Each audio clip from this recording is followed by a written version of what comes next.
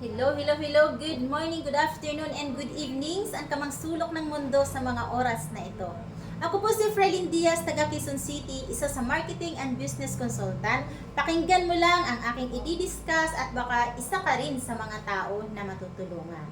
Isa ka bang empleyado, negosyante, OFW, tambay, or estudyante na gustong magsimula ng business at hindi alam kung ano ang pwedeng sisimulan? Subukan mo ang franchise-based business.